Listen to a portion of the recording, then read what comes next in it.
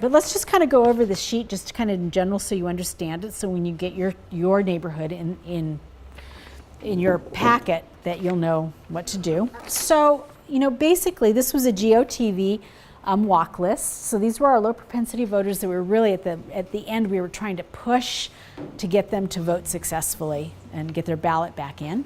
All right, so this had their polling place on it, which mine's Virginia Avenue School, so that's where they were going to vote. They lived on Beverly Street. Okay, so what's the name of your street? Sunview. So when you get yours, Sunview will be up here, along with many of your neighboring streets. Okay. Okay, so that's your street right up there. Bakersfield is the city, or wherever you're going to be. The poll precinct, ignore that. That's also just your precinct number. Your zip code.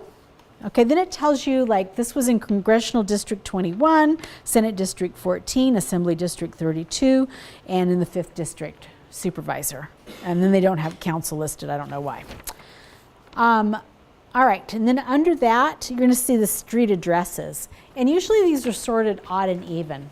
Okay, and these are designed for walking and knocking on doors, but you can very easily also use them for calling, because you'll notice there's a phone number here on the right-hand side.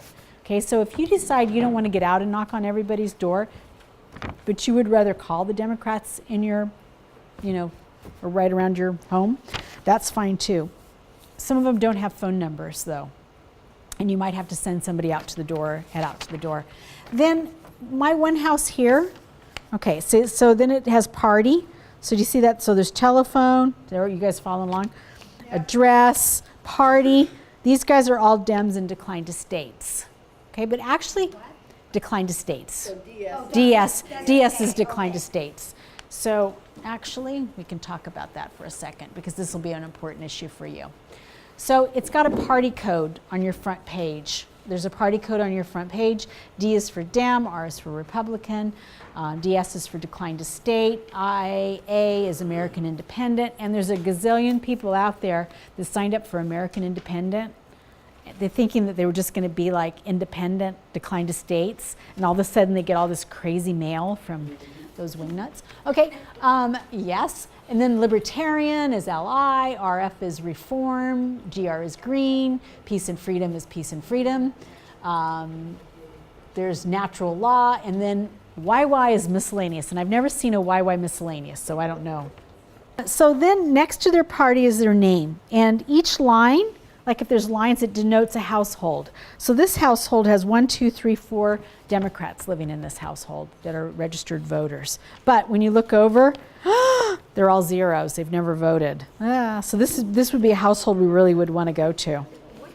Okay, and then when you go over, you find out how old they are. And all of this information is very handy when you're at the door, because sometimes you'll have a junior or a senior, and then a young man comes through the door and you're like, okay, you're the junior. You go by the age. Okay. Their gender identity, female. Whether they're a permanent absentee voter or not. If there's a Y there, they get their ballot in the mail. If there's no Y there, then they go to the polls. This is important, you know, when you're working with them. Then over here, the number that's next to the Y or the not the Y, the 0. That's 0 through 5. And all of my guys at this household are all permanent absentee voters that have never voted successfully. Then we've got our codes over here, and you won't get this many. You're going to get yes, no, volunteer. You know, if they decide to be a neighborhood captain, you're going to circle them, they're going to volunteer. We're not actually, we're going to be keeping them in our spreadsheets. And I guess we could go ahead and mark them in Mo, and then we've got them in Mo. Yeah, so we'll bring it back and we'll put the data into our data set. So you'll mark, like, if somebody wants to be a neighborhood captain, a volunteer, boom, they're in the data set. If they want to participate but maybe not be a neighborhood captain, but want to get our updates and be contacted and be somewhat involved and invited to our taco truck debate watch parties, they will get an email from us. That'll be in there too, and you'll kind of circle it. And right here at the bottom, if you forget what it means, there's a description of these codes right along the bottom of the sheet. Okay? Then the barcode, we scan, right? We have a scanner. Yeah, it's really good not to write in the barcode, because we do scan those. It's really more important when we have an active election going on and we're really trying to track our yeses, our nos, our undecideds, so we can, send certain mail to one group. Please consider our candidate if they're undecided. Our no's we just drop off and we don't even remind them to vote. Anyway, so it's good not to do in the barcode. You've got your list. You can go door to door, a phone call or house party, and we can print those cards for you to give out if you want to do the house party. You're going to recruit them to help you. They can also be a neighborhood captain. If you meet somebody that is just completely fired up and wants to do something and is just really dynamic and just like crazy, ready to get started, they can become a trainer. They could come and do what I'm doing. You can come and do what I'm doing. If you have a group you want to give this presentation to, if you want to recruit more neighborhood captains, if you have other organizations, progressive organizations that you belong to, and you want to go do this, we will get you everything that you need to go and do this presentation and recruit people in your groups to be neighborhood captains. Because really, it's exponential. The more people we get involved, that go out and get more people involved, then pretty soon we really have this really wonderful way to disseminate information, to help people vote, and to help people understand, issues that are affecting our community that voting could cure, like getting our elections office revitalized. Right on your contact card, actually, there's choices that they can do. All right, and they can become a neighborhood captain, and you can check that off on the contact card. But it also says, I'd like to register voters. Maybe you're going to put a packet together with voter registration forms and information on registering voters. They're going to go to a group and organization and register people to vote. That's great.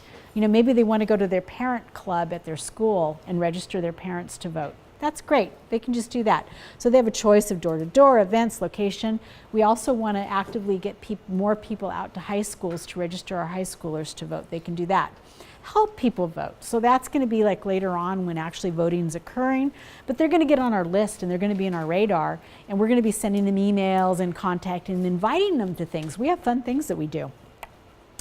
They could be a neighborhood captain. It also has work at the office. They can do data entry, and then there's any suggestions. If you find somebody that just like really loves to put up giant campaign signs and has a truck and a hammer thingy to put the stakes, awesome. We want to know about them because we want to send them out to support our candidates and causes later on when we have an active election going on. But right now we just need to go out and find these people, and that's what you guys are all here to do. Okay, so does this seem something like you could do? Doable? Okay? Yeah. So it's not hard. You're going to start this now, even though there's not an active election. I think we need to start it now. We can't wait until there's an active election, because almost by that time, people get drawn into helping other campaigns and it gets really busy. I mean, this last fall it got really crazy where we were just like, wow, trying to manage everything and have enough resources. So we really need to identify these people and kind of get them into the system and contact them and kind of get them going ahead of time in our off year. So yes, we should start right now. It's really up to you what you want to do, and just like you're going to do with the people that you contact. Maybe you just want to be on our contact list. Maybe you want to go out and you're going to knock on every single voter in your precinct and let them know about the program, try to collect as much contact information as possible and get them into our system, and that would be great. But maybe you just want to talk to a few of your neighbors in your area, or only the Democrats in your precinct. That's fine too. It's really your comfort level with it and what you feel you want to do in your neighborhood. We have 22 people in this room. If we all just went out and made contact with 10 other people, that's already 220 people. So it's a big deal. Or even if you just take this information to your family, friends, or groups that you belong to, that's fine too. It's really, it's all about just kind of getting out there and organizing and being able to be in contact with our voters. That is how the Republican Party did it here in Kern County. Kern County used to be a Democratic county. And they basically came in, they kind of worked on the messaging. They went to social issues and got everybody all wound up about it. But the big thing is the current people who are kind of in power of the young Republicans and the Republican Party here collected just gobs of data.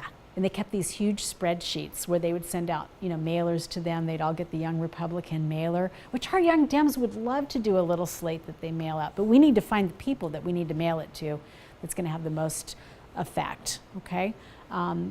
They would use these data sheets for fundraising. I mean, it's really how they took over the county and turned it red.